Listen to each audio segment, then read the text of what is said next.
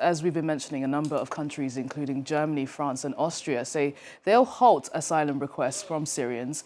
Vienna has gone one step further, announcing plans today to deport Syrian migrants. Berlin and other governments say they are watching developments in Syria very closely.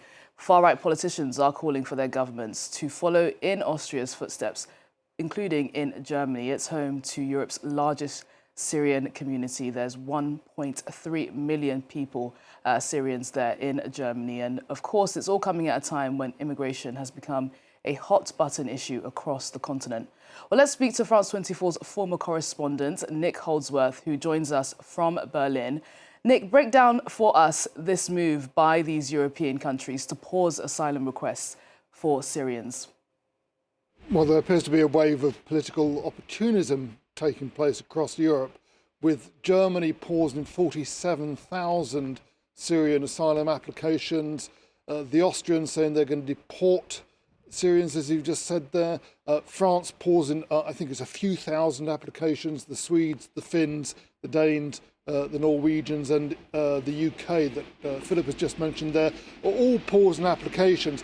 In the meantime, the UNHCR, that's the United Nations High Commission on Refugees, they've warned that this may be a little bit precipitate. They're saying that 90% of Syrians in Syria are surviving on humanitarian aid. Winter is coming up.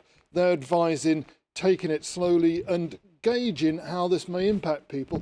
At the same time, I've been talking to Syrian friends and colleagues here in Berlin, and some of them are very keen to go back. In fact, one young man I know who was taking an intensive German course sent a message to his teacher and his fellow classmates saying, "Been nice knowing you, thanks so much for all the hard work in the classroom, but I'm off back to Damascus."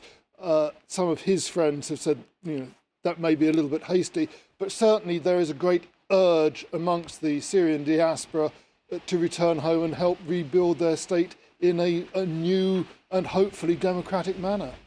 Nick Holdsworth, our former correspondent there in Berlin, thank you so much for bringing us up to speed there. Well, we now have the pleasure